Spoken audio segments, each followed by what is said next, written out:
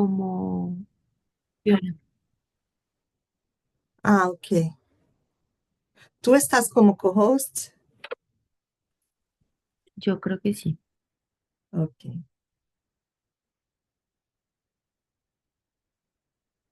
Ok, ok, ok, porque vamos a grabar en todos los idiomas para después subir al YouTube. Solo más un minuto y ya empezaremos.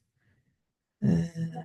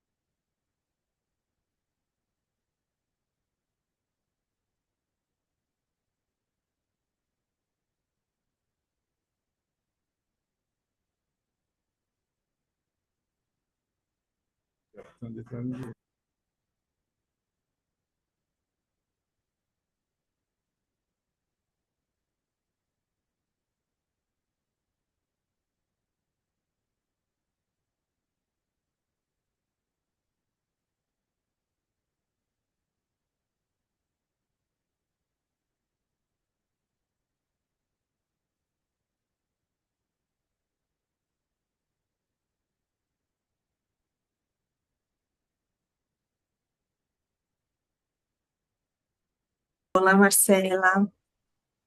Vamos a empezar ya. We're going to start now. Solo un minuto, hay mucha gente.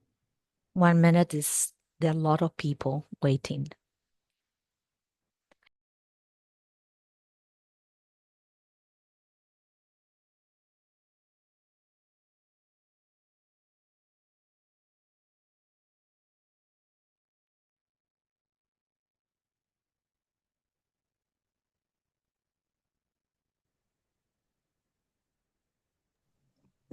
Si puedes poner a Tamara de co-host, por favor.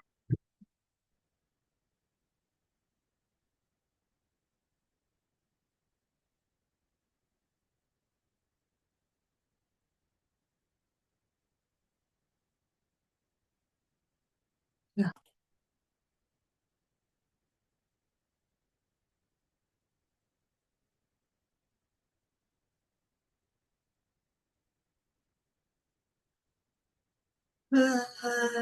Solo un segundo. Estoy intentando.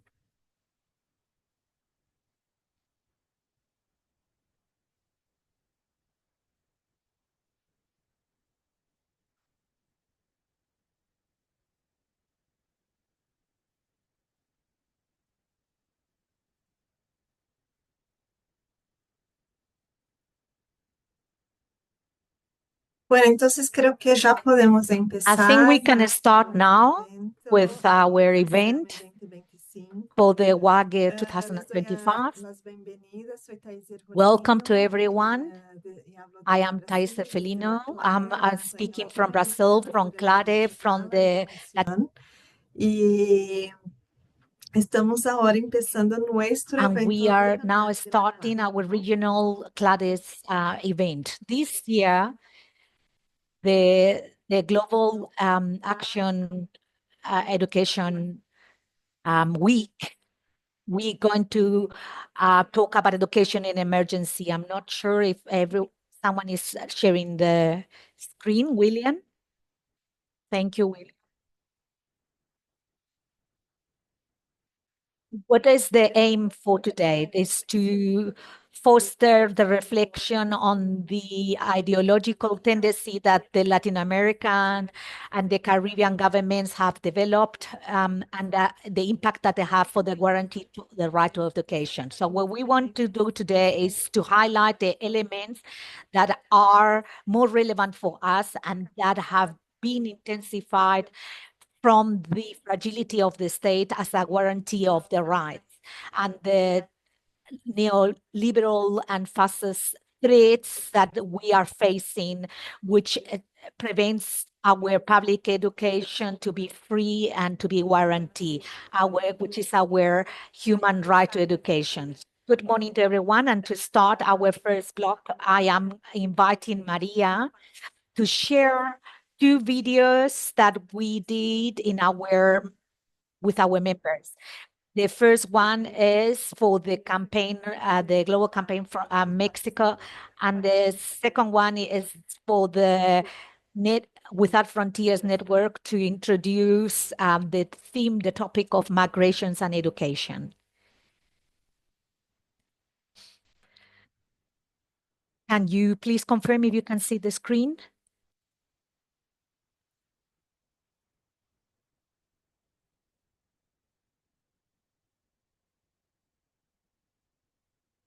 Currently, there are 14.8 million children that are refugees in school education, and half of them do not receive formal education. These children do not speak English, which prevent them from communicate and develop favorably to learn a different culture. UNICEF highlights that the lack of education affects their physical and mental health of the children. The aim of the campaign is to protect education in emergencies, which is led by the Global Campaign for Education by providing proposals to urgently address the need to guarantee the education, transforming quality education, and for lifelong education, especially for children, girls, boys, and youth. And the education emergency makes a call for all the actors involved in the humanitarian responses, especially to the states, so they can include a sustainable and equitable education to the refugees and the asylum seekers by supporting the hosted countries and to be more inclusive and transformative. Every boy and girl and youth, migrant youth, deserves education. Education cannot be the first one to fall. The state has the responsibility to sustain it, and to finance education is to protect the future. And this future must be built with the voices of the young people, not without them. We as young people not only live the process, we also have the solutions. So we demand to be heard. We need education for emergencies already.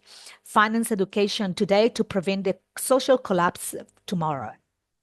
Thank you very much, Maria. Now we're going to share another video of an Haitian migrant, and this is a video that I did with CLADE and with Without Frontiers Spaces. So let's listen to her voice. She is here in Brazil. Can you see the screen? Yes. It's blank at the moment.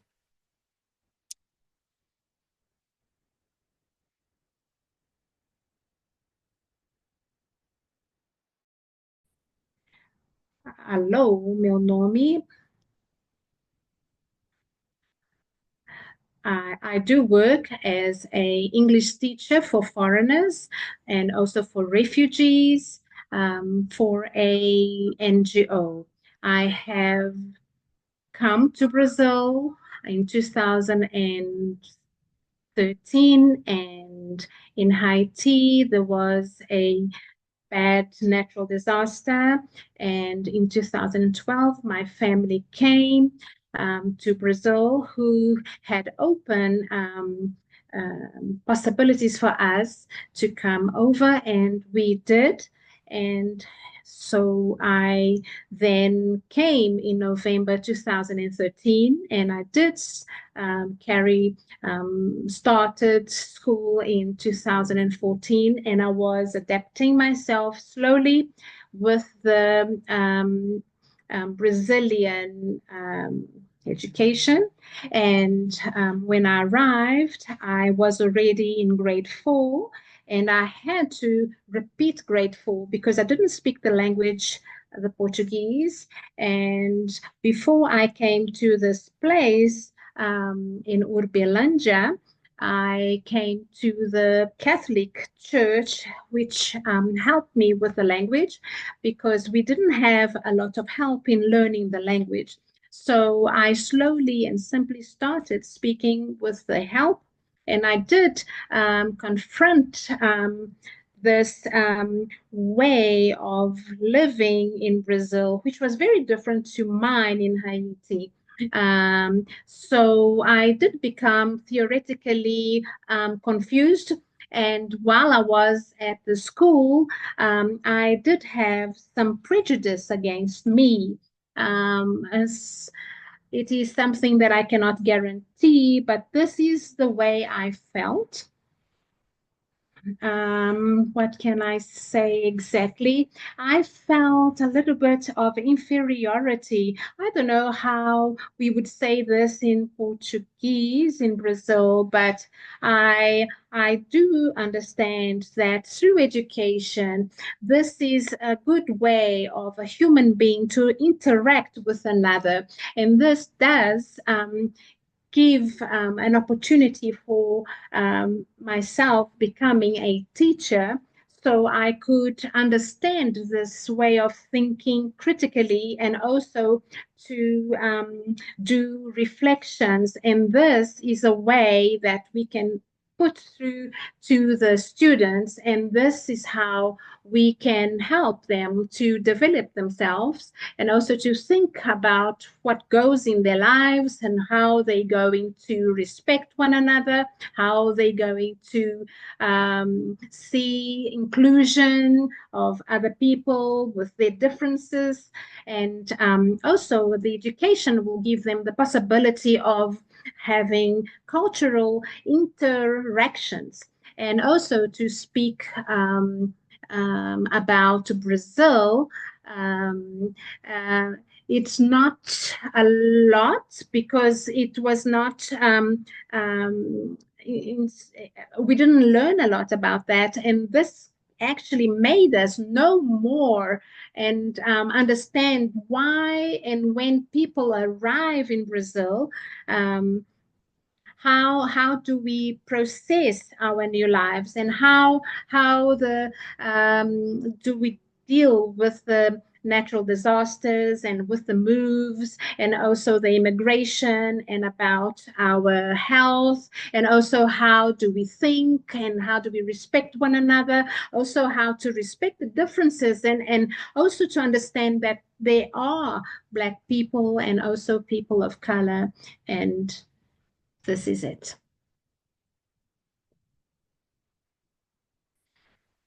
So now to start this event, I'm going to invite Florence Salmoni. She represents Without Frontiers Space Network, and she's going to talk about the context, the challenges, and the importance of education for migrant people. Thank you, Florencia, and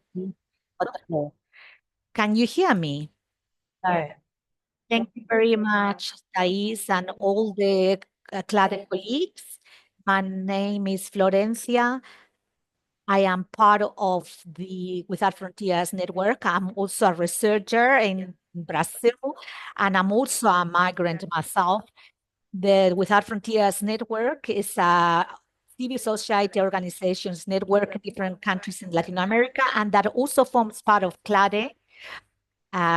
It provides social assistance and judicial assistance to migrants. And this is a reflection that, and the idea that we wanted to reflect with the videos that we were promoting during this time, and that we're exposed in the network, in the social network of CLADE, which it was to bring the voices of the migrant people and also the ones that work in the territories and the struggle of the right to migrate with rights. We are here to reaffirm something that is key, which is that education is a universal human right, a right that it should not be conditioned by the gender or by ethnic origin or nationality or by the migration status. However, migrant people, especially girls, boys, and youth, face different barriers to access education. And these barriers are not neutrals, but they are strengthened by the political context and the restricted migration regulations. We have seen this in certain governments who put the migration in the center of the political campaigns, or governments, extreme right governments that separate families and criminalize the migration and spread the fear even in the educational communities. These policies not only affect to those who cross the borders, but also has an impact to the students and for the migrant families who have already been established in these countries by promoting untrust and stigmatization and vulnerability situations. Although the access to education is consecrated as a right in the majority of our constitution in our countries, the barriers are transferred to the educational communities. You don't have to just be enrolled. We need to have an inclusive, intercultural, and free and of the discrimination education and xenophobia. An education that respects the migrant people. We see in a lot of cases that the level tests that that the migrant students have to do, as Tatiana was saying, to enroll in the educational system, is that they put them in inferior grades to the ones they were in their countries. And this generates resistance, especially in adolescents who feel excluded and they end up abandoning the school. We also see exclusion when the students cannot do the task because they cannot speak the hosting country language, which leads to marginalization and discrimination. And when we talk about access to the right in terms of education, we also refer to adult people, migrant adult people, who also face bureaucratic processes to validate their studies, their titles. These processes demand time and money, and many times they are pushed to do informal work characterized by laboral precarity conditions. So we highlight that the school has to be hosting a space of real opportunities to build dignified future and to defend the right of the education of the migrant people, so we can defend societies that are more just, more inclusive, more diverse, and more democratical. That's why we must continue make a call of the inequalities, but also to build networks and alliances between the civil society and the public power and the educational community and other actors that guarantee that no child is behind when they cross the border. Thank you very much, and thank you for the opportunity to participate. Thank you very much, Florencia. And now I'm gonna give the floor to Jesus Suarez from Mexico, who's going to talk about their reality. This country is very strategic country for in terms of migration and crisis. So Jesus, welcome. Please go ahead. Thank you very much. Education saves lives, and in the Mexican context, it's very important that we highlight the right to education, the human right to education, especially of the migrant people. Currently, we have xenophobic policies of Trump, and they talk about criminal immigration, which is a strategy to generate a hatred speech and also to make these people be illegal, especially for those countries that are looking for opportunities. And this is just to justify being deported because they live illegally, and so they can be criminalized. And on the other hand, these policies have generated attention at internal levels. There has been massive deportations, even people who already have legal documents and they have families. But I also say that Mexico is the country with the biggest migration in the world after India. And the migration that we have is that most of the people go to the United States. 90% of the people migrate to United States, a small percentage to Canada and other countries. But in this context, this policy is quite harmful. We also have organized crime climate in the country, where the majority of the countries where these migrants arrive have to face certain causes, but at internal level, all these countries that you can see in light orange are expel these people, and there is a big presence of organized crime, and that lead to displacements. The migrants look for new opportunities, new work opportunities, and also study opportunities. For example, in Puebla State, we have more than 30,000 people that emigrate looking for a study opportunity. So we need to reinforce the public policies in the country so we can assist the migrant people. The forced displacement by the organized crime is also devastating full towns. We even have phantom towns because of the organized crime. The Mexican border is what we call the border of the death. Sometimes it's more difficult to cross the border between Guatemala and Chiapas than to get to the north of the United States besides the walls, because of the presence of the criminal groups, the organs trafficking, and the immigrants that are murdered to transport drugs, and also and so in this sense, and in terms of education, we have a binational program to assist the migrant people. But for these people that come in, the migrant people, especially from Central America, we don't have a clear policy in terms of education in emergencies.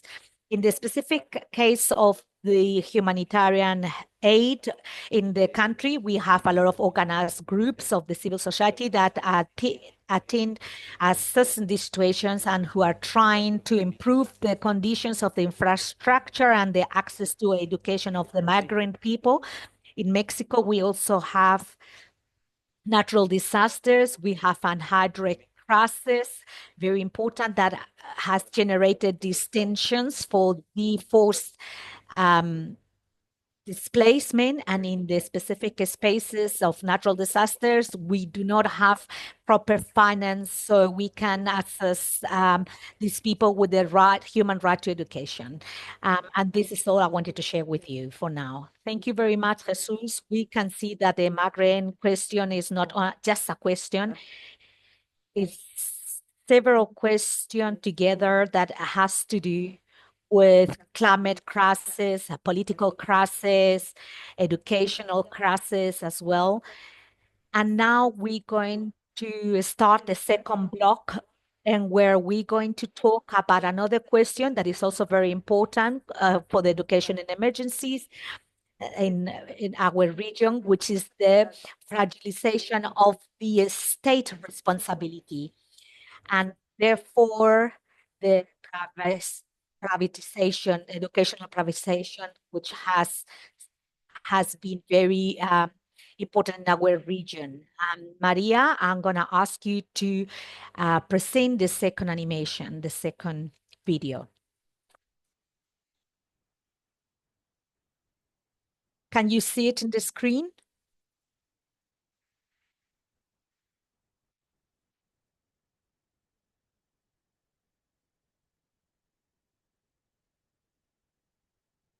According to UNESCO, in Latin America, there is no efficient regulation for private education.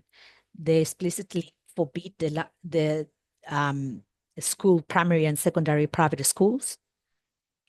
8% of the homes in Latin America and the Caribbean are in debt to pay the education of their children. All the states are responsible to guarantee the right to education for all. And by doing it, they must provide public financing suitable for education.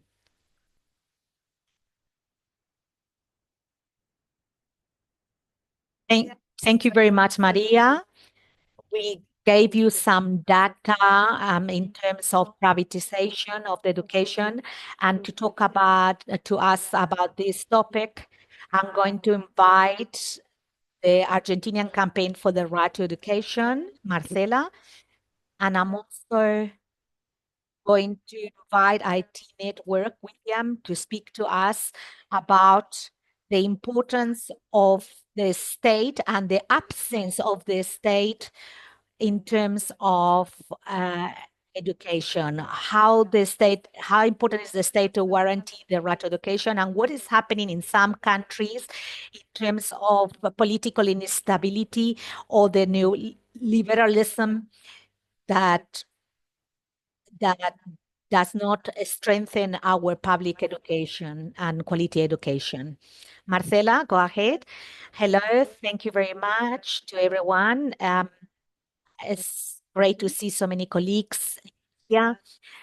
Thais already did a sad and good introduction, because last night I was thinking that it is incredible that Argentina is in a session under this topic, under this title.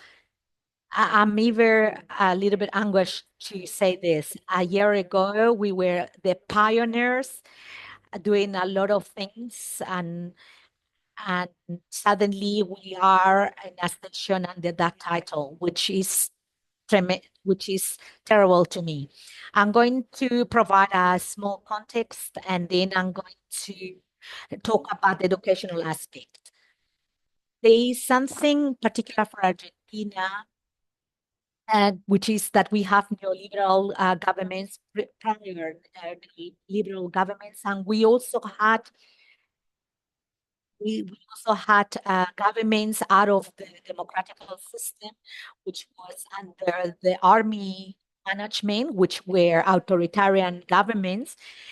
And this is done in a conjunction of these two things. This is not just an economic perspective or organizational, social perspective or a socio-economical model, but it is so very sad that it is a totally authoritarian government and fascist in the democratical process. And I also want to say that this is consensuated democratically.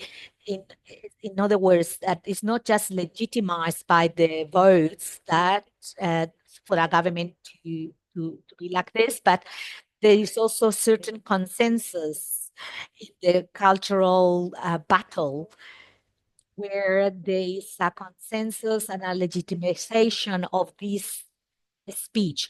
We have a president that not only talk about the state or the smaller of the state, but in his slogan, says that I do not speak in the state and I'm coming here to destroy the state. And this is one of the characteristics of the model that we are now living in Argentina. Be talking without any filters. There's no respect. Let's see how we do this so it looks better or it's heard better. So in this hatred speech context, with a president that promotes people to hate others who think differently. He says sentences like, we do not hate sufficiently this person or the other, like journalists or people who work in the state. This is textual sites that I'm saying. In this context, I also need to say that although we have this hatred speech and discrimination speech, also have be prejudiced or not value the education as a tool for social mobilization, which is enrooted in the Argentinian idiosyncrasy, and that forms part for governments, for more Peronist or left-wing governments, were implementing progressively the 12 years of compulsory school or the universalization of the first education, and also access to the universities. We have devalued these tools in this context. 7 of every 10 children are poor, and families feel that they have to make such a big effort in order to send their children to the school. And they don't see that today. This is not, we haven't been able to prove that in the social economic model that we have, that these certifications and knowledge will in fact improve their well-being in their lives. So this social contract was broken and is strengthened in this neoliberal model. In summary, we also have that the state has also left an empty space, like where we have seen in Central America, that that has allowed the trafficking not only to to live, because we know that it is a subsistence level for populations that are vulnerable, women that are the traffickers, majority, etc. But this drug traffic is also being placed in a parallel form where that provides what the state is not providing. And this is very important because we now lost a lot of lives. And how does this impact in education in terms of the evaluation? Because we do not value the role of the educators as professionals that are in charge of these children. We do not have a ministry. We have a secretariat that is in a ministry of a set of things, like it's a work ministry, development, social ministry, etc. That we just have a secretariat. There is shortfall of finance for social policies and educational social policies for education inclusion. And we know that the right to education cannot be guaranteed isolated, but it must be guaranteed in policy, in a set of policies, in the seasonality of policies that are also disarm and where we have fired lots of workers, state workers. We have fired a lot of state workers. So in this financing framework, we decided to finance the private schools in a model called the vouchers models, which is not a universal model. I'm saying Consuelo because I've been talking to her about this model in Chile and her impact in favor to exclusion and the differentiation. And I'm going to talk a bit more about this. But what I wanted to say is that we do not finance the public schools and or universities. And what we do is that we give vouchers to families so they can pay for private schools. So these vouchers, we don't have a public policies that holds the system of the public education. We do not have a public policy that looks at this group and the rights of the citizens, but that not only finances the private system, it also it also doesn't provide bursaries.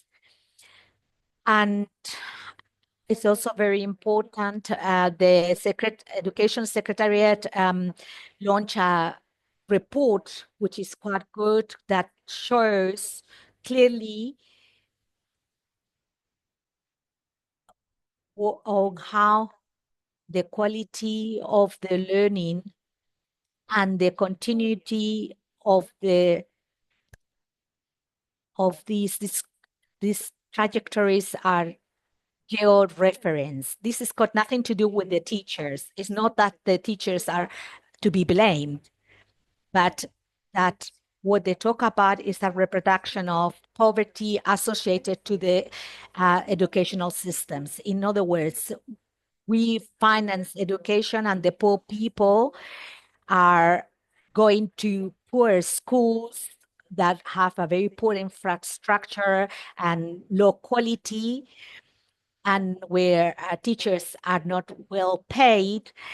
And this is how they start learning we've got a federal system, and we disarm the FONIL, which rule the teaching salaries. So each province have got their own budget according to the national system. So we have poor educational system for poor people, and then this shows that this trajectory is always continuing this way. We have like an apartheid system for the poor who go to these schools with low quality,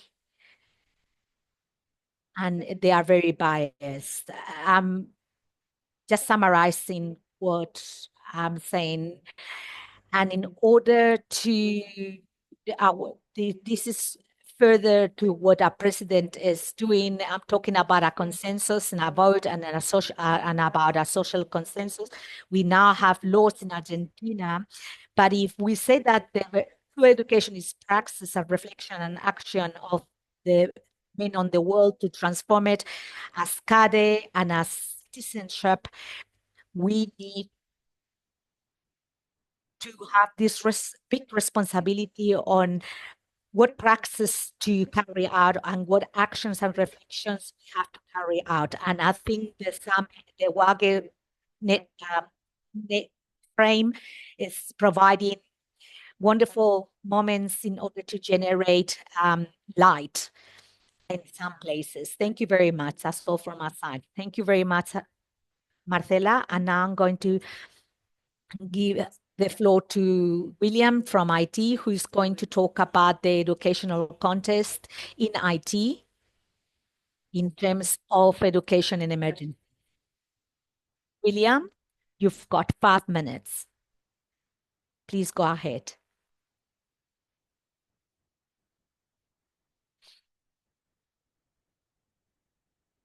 William? He was here before. Well, let me go to the next block then. Okay, no, he's there. Hello, William. Please go ahead.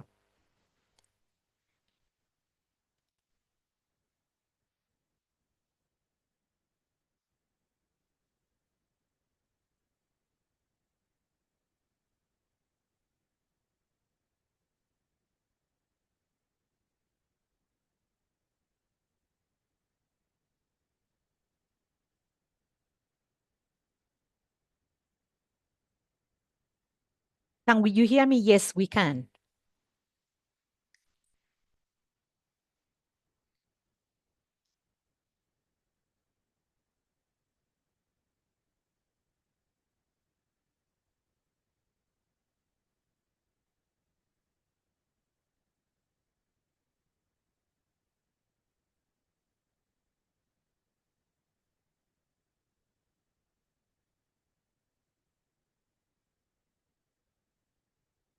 It's such a pleasure to participate in this meeting within the WAGE's framework. I just also want to thank CLADE for this opportunity to present the situation in IT under the topic familiarization of the responsibility of the state and privatization of education.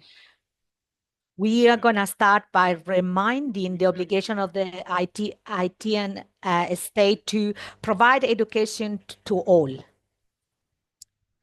To all children and boys, girls, and youth and adults under the base of the judicial framework of the country.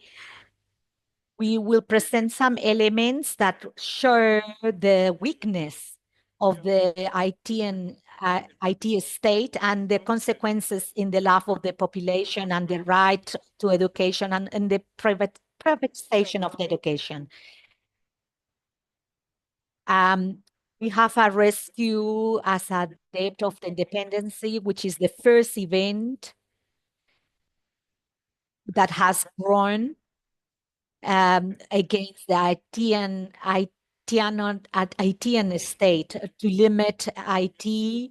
Unfortunately, that started after having won the War of Independence in 1804 against France, when the colonialist powers of that era um, um, did not recognize the independence. However, IT continue offering their territory as the land of freedom for all the slaves, and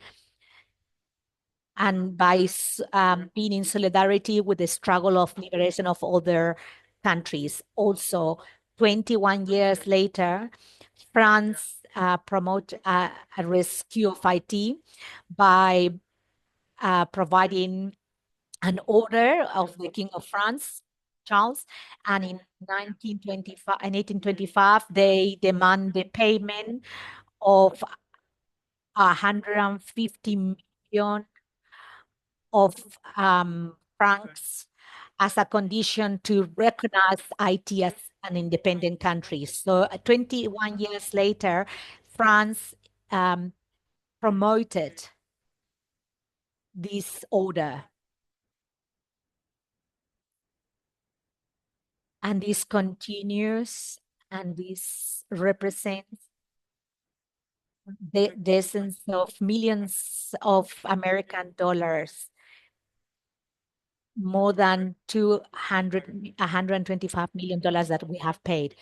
Besides paying this rescue, we have to borrow money from the French bank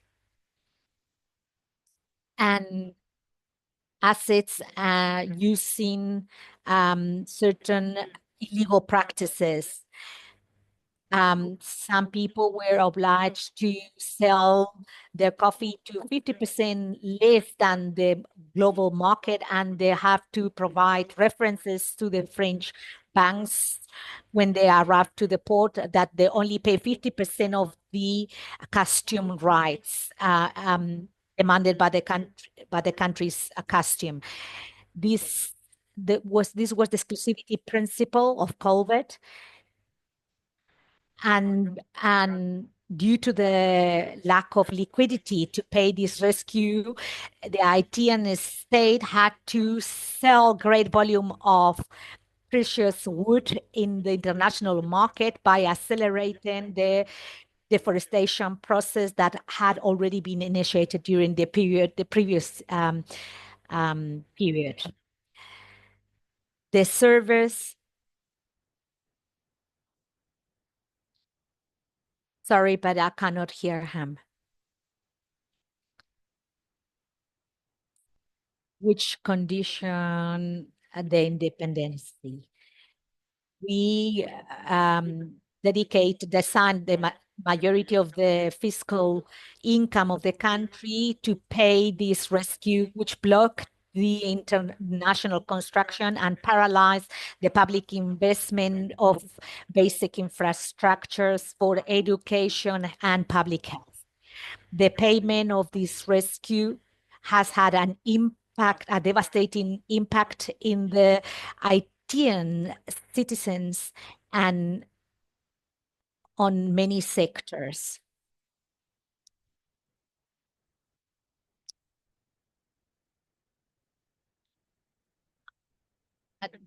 Another problem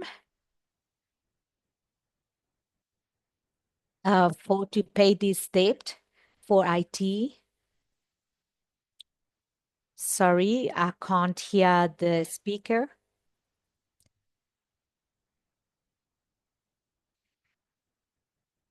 There was a coup in 91 after the fall of 86. The elections were recognized as the more aggressive elections, as it represented a populist left-wing party. 7 months later, there was a brutal coup and an anti-democratic coup towards the state, with the support of the external aid during 3 years, or that left 5,000 people dead.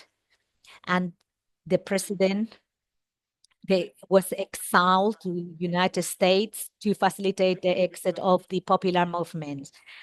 after mobilizations and negotiations with the United States, supported the return of the president of Haiti with 20,000 soldiers. Sorry, but the communication got cut. We cannot hear.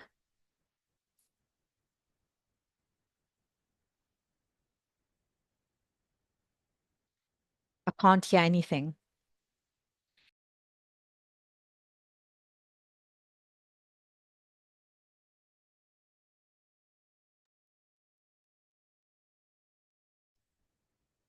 It was a state that wanted to be an promoter of education, and this queue had a significant impact for us in the public surveys in the detriment of the state. And this continues still at political level with the imposition of candidates and presidents, populist presidents,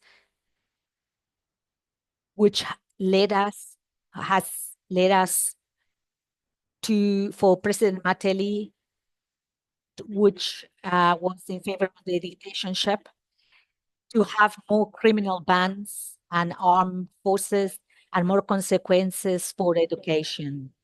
Where we are now, these bans started in favor of the government. Then we found them with the drug trafficking, the traffic of lawyers and the powers, and there are now criminal bans, groups that kill and set on fire 80% of the capital and some municipalities and other states, but they are displacing themselves and they are causing the displacement of the populations. There is more than 1,200,000 pupils that are not enrolled due to these criminal groups, and the state still has not done anything about it. There are more than 1,000 schools closed. And although there are a few schools that are trying to continue with their education in the capital, it's very difficult to continue. In conclusion, I wanted to say that the Haitian state has been systematically weakened by the colonial powers and at economic and political level.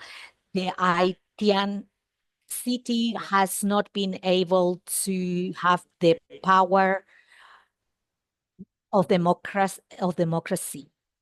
Education of more than 80% of the schools in the private sector and less than 20 pupils in the public sector. But despite the situation, the civil society and other organizations are talking about the human right to education, and we continue doing work, advocacy work, to face the government that is in the power at the moment, who said that is trying to combat the criminal groups, but that is not true, and the state continues working, and the Ministry of Education is also working, and we're trying to promote that the state is more accountable for education in emergency now. Thank you very much. Thank you, William. I think that William and Martela, they spoke about that education in emergency is not something that is happening now, but it's a historical context. It's a struggle for the society, but also it's got to do with a lot of exploitation from a colonizing point of view, a neoliberalism point of view. And to continue now, we have this conversation. I'm going to present a video, a very brief video that talks about the Chilean materials, which will be our next guest speaker, Consuelo. and that is going to talk about violence. It's only 1 minute video, and then I'm going to invite Consuelo to talk about her experience in Chile. Maria, can you please help me with this presentation? Can you please confirm that you can see it? Yes, we can see it.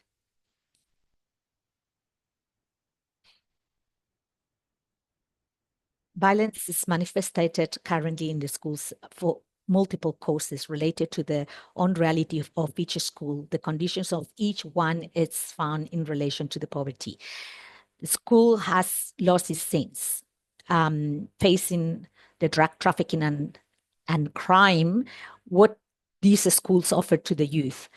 The punitive and ruling focus that we have faced are coexisting problems. Violence is also an answer to material conditions of life that have not changed for these youth and that do not trust the adult world and the old solutions.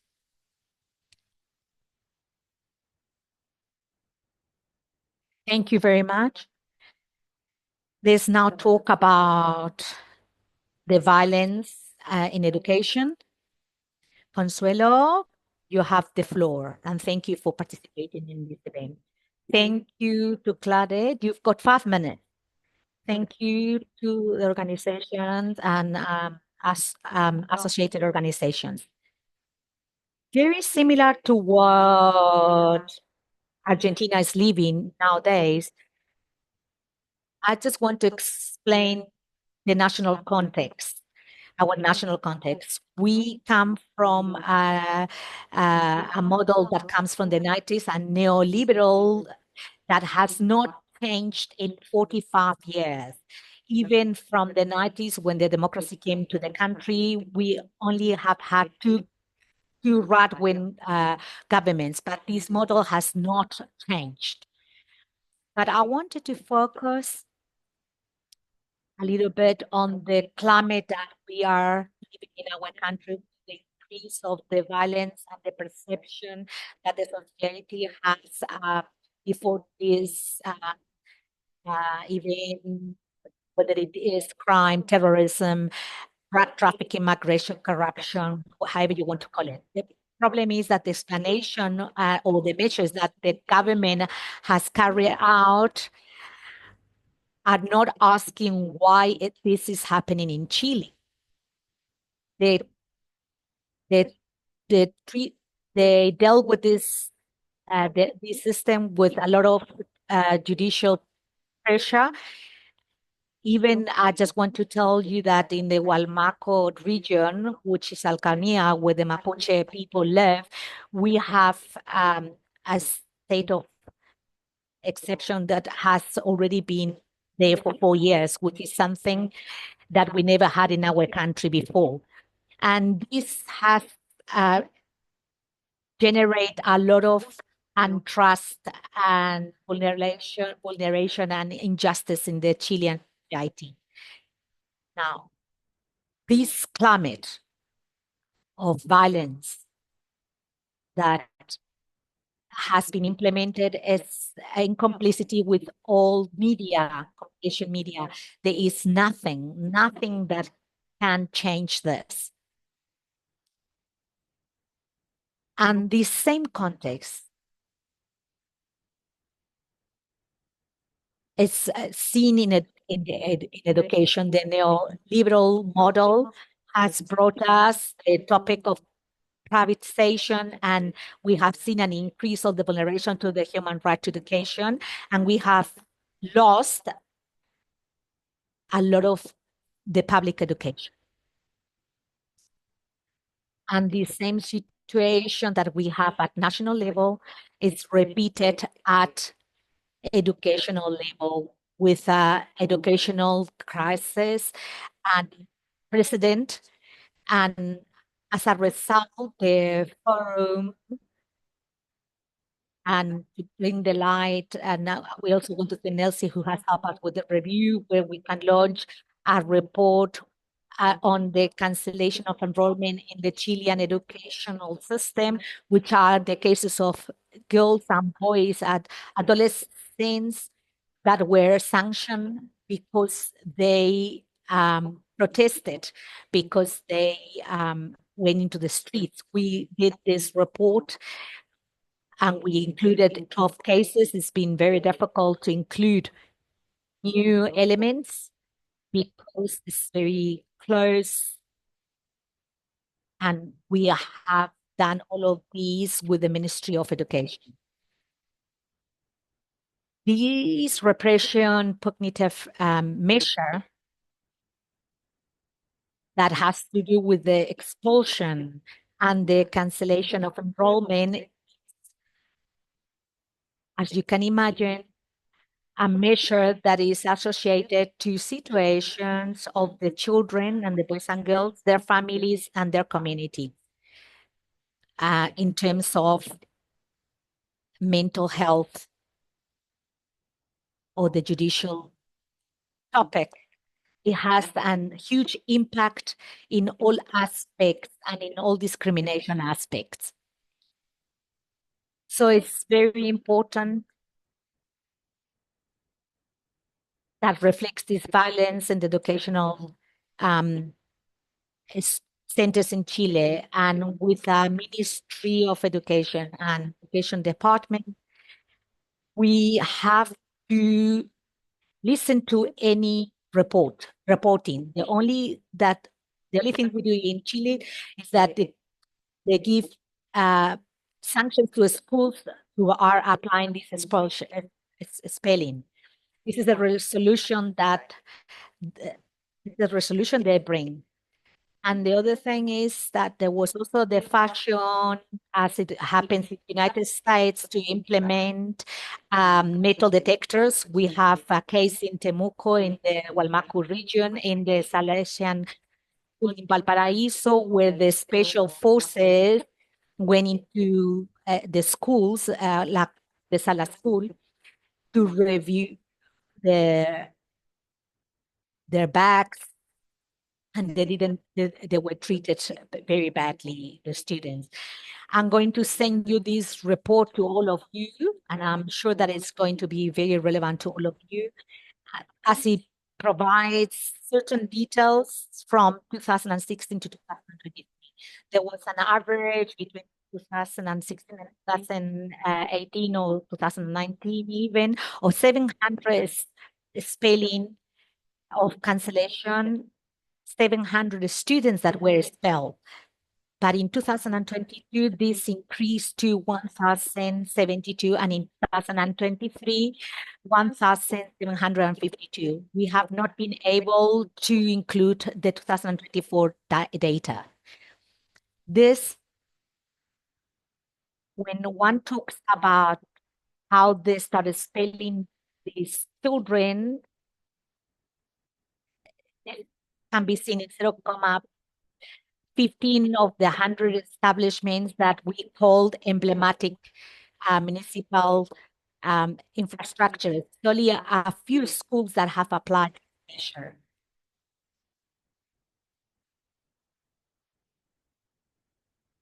As I know that I don't have much time, I would only like to talk about a case of a guy and that Without Frontiers Network can talk about it. This guy was called Matthias, and he reported that he was a migrant from 15 years ago, and he was expelled from this emblematic school. He was expelled or lost to go to a safe classroom for the internal rule that does not promote the right to education, not because he participated, but because and cover colleagues that were participating in protests outside the school. This is very emblematic, as it is vulnerate the right to education of this guy, which is also have an impact, the fact that he was a Colombian migrant and the way he was treated. These disciplinary measures were used in our country. That's why we also we adhere ourselves to the campaign of the in situations of emergency. We're going to assist these children in the judicial space and the mental health spaces. We want to do advocacy in Amnesty within UNESCO. We coordinate with Domingo Caña House, and that's why we believe that Chile is the reflection of what many other countries are going to in Latin America are going to live that has copied this terrible model for our education. Thank you very much to you, Consuelo.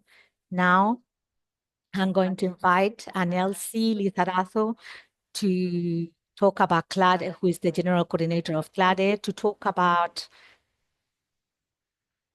our struggles and our challenges in our region. Nelsie, you've got the floor. Thank you, Thais. Thank you to all who are here with us today and who are going to see this dialogue later on once it's recorded in the different languages. Thank you to the Global Campaign for Education for leading every year this Global Action Week for Education. There are lots of things that I wanted to say. This is a problem that I always have, as you know. I'm gonna try to touch certain points by talking about some things that you've spoken about in your interventions and in your experiences and in your knowledge of this, depending of the situation of each one of you in your countries. Perhaps I'm just gonna start saying, as you can see, it's quite evident in this dialogue, and despite the fact that we have not addressed everything that we're supposed to have been addressed in terms of emergencies, when we talk about education in emergencies in Latin America, unfortunately, we have to talk in plural. In other words, this is not one emergency. We're talking about lots of emergencies, which obliges us to say that there is not one education in emergency, but that the education itself is in an emergency state from different perspectives and grounds and different factors. You spoke, and we have been speaking for years, what happened with people that emigrate, that are forcibly displaced, what happened with their human right to education, how their education is cut. And we also know, due to experiences that existed and concrete experiences, that when these education are recovered, retaken, these love projects are rebuilt. In other words, I wanted to say, we do know what the problem is, but we also know that this narrative that says that education is not that important because it does not signify social mobilization necessarily. When we talk about social mobilization as how to scale in this capitalist scheme of just going up and a competitivity logic, and not in a logic of living well and to coexist with others. Then, under this perspective, education might not precisely be a social mobilization. It's not our perspective. It's not the perspective of the human right to education. Our perspective is that education is the opportunity to build lifelong projects, projects that you decide to have or that you want to have. It is an opportunity. Not having educational opportunities is to close opportunities for the life, for having a better life, to have a successful life and a better life.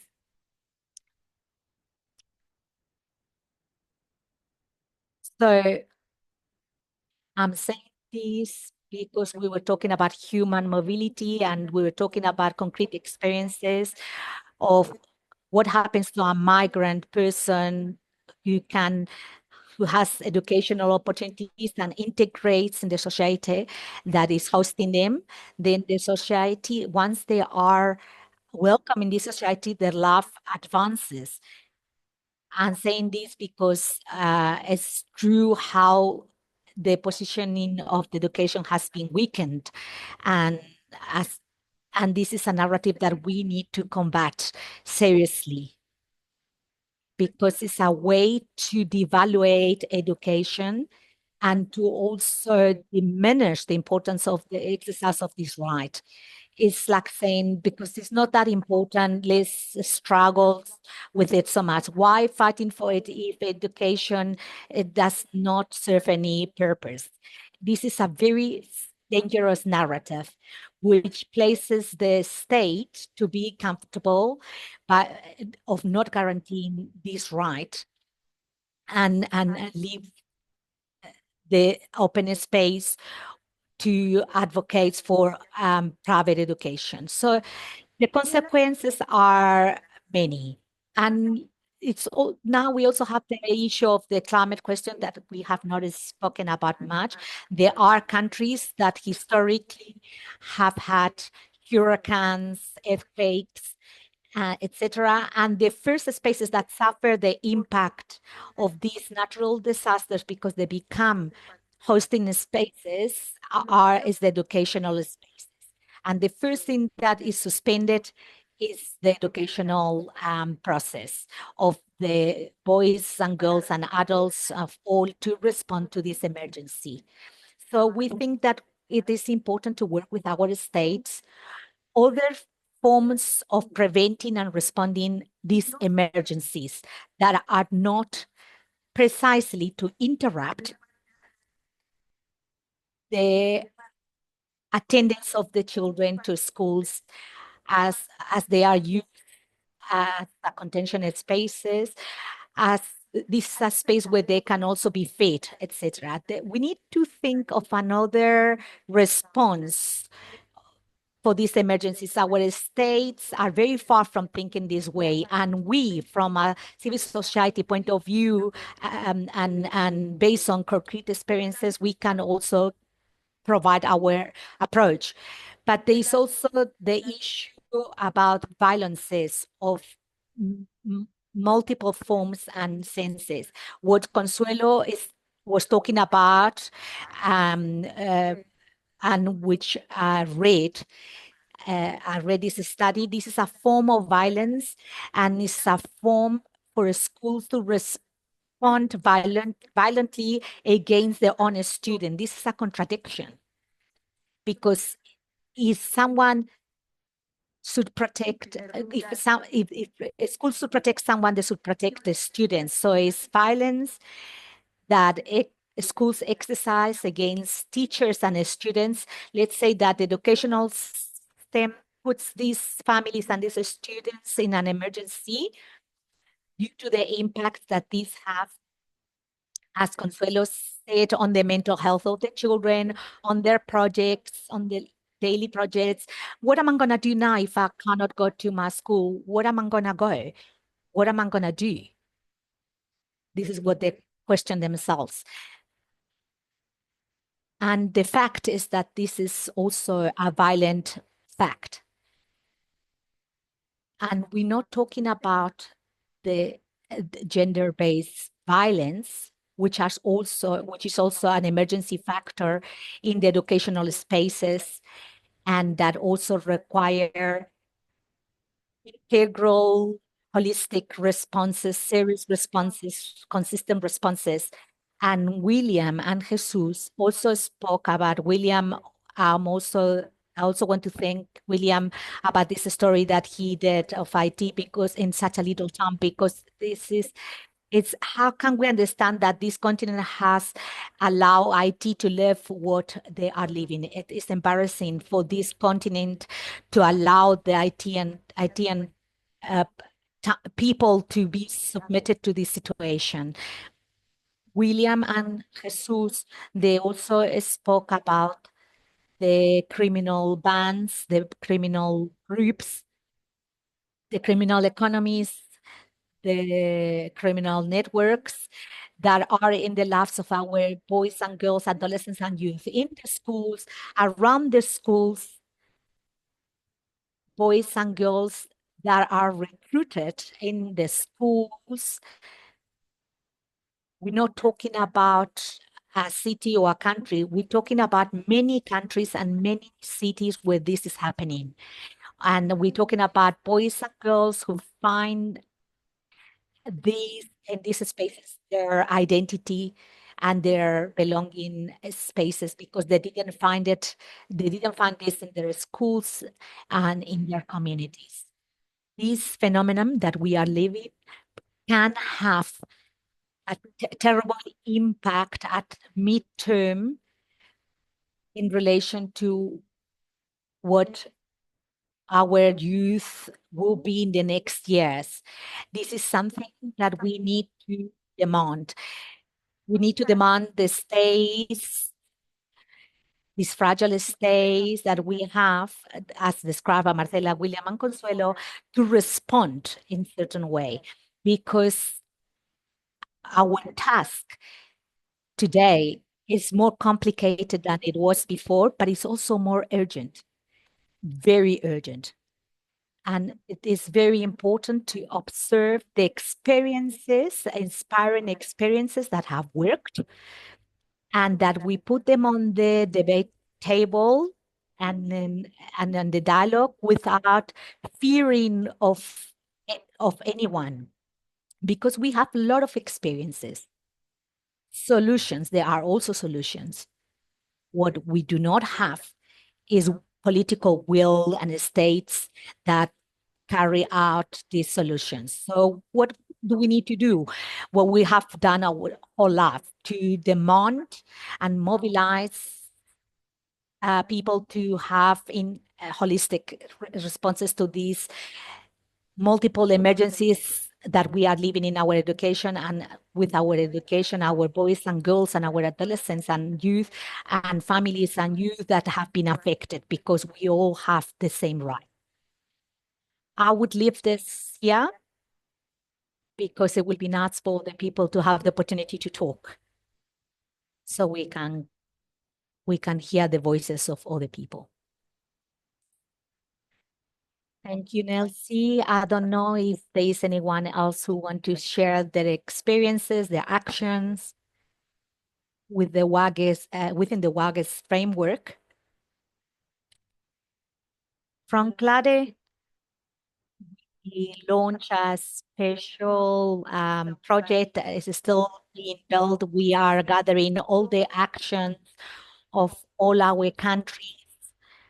There are more than 10 countries that have worked and have acted in this film, because this event highlights the context that we face in terms of education and emergency, but there is also a lot of struggle, lots of actions from our movements. And I would now invite Maria to share this this program, this project, to show a little bit what we are doing in CLADE and what we're doing in the national fora and on regional organizations in Latin America and the Caribbean. Hello, greetings to everyone. Can you see the screen? Yes.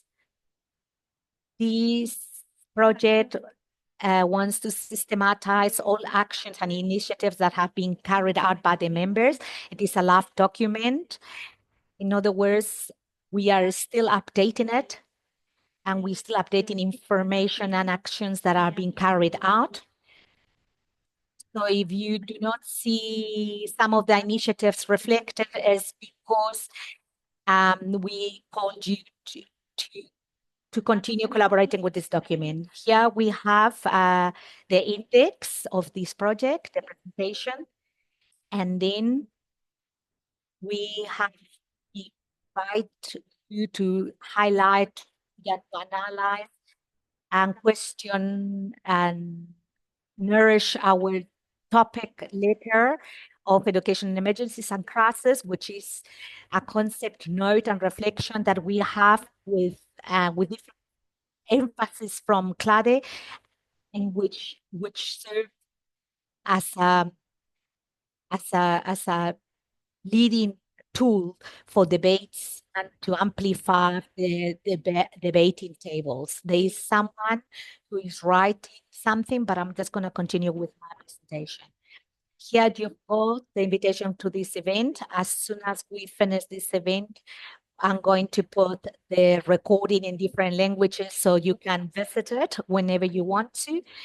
Some curiosities on WAGE. This is the regional launching of the global campaign for the education when we did the launching of the different regions in the planet to make these calls on emergencies in education.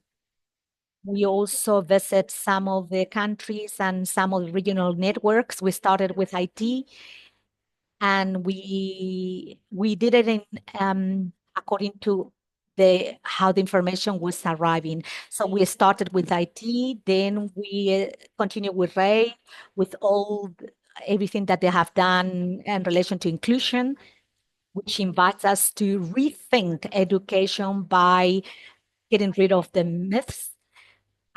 CADE speaks about presentations. There are also radio programs and articles. Chile has this puzzle to reflect about. We will update this document as well with Consuelo. Guatemala also positioned itself as well. Bolivia, by remembering our popular educator, Noel Aguirre, who did a presentation in WAGE of his life. And Without Frontiers Network, we also did different testimonials, very powerful. We invite you to visit them and to watch them. And from Argentina, we have the presence of the book fair and other actions where we have lots of pictures of the presence of the right to education, with the resistances that CLADE has always reminded us of, and then Resalde, that carried out a forum in a university in which Nelsie participated on for the positioning of the defense of the right to human right to education and situation of emergency. And we finished with the 25 years of history of WAGE, and then a timeline where you can visit the slogans and all the calls that we have done during this time. It's a live document that we're going to continue updating. So please send us your latest initiatives and actions. This is a digital newspaper that we do, and we invite you to send just text, photos, audios, videos, or any other thing that you would like to send. Thank you very much, Maria, and I also would like to thank the entire team of the regional office that is recording these videos that we're going to share with you later on. I want to also thank the simultaneous interpreters that allow us to raise our voices to other countries and regions of the world, to GCE, for strengthening us, and also because they have shared the concept note and the struggle in terms of the human right to education. I don't know if there is anyone else who would like to talk about something else, but I will invite you to continue with the mobilizations of the week. We will have more events. I don't know if Israel wants to talk about the youth, about the youth power, but we will continue struggling for the guarantee to the human right to education. Israel, would you like to say anything?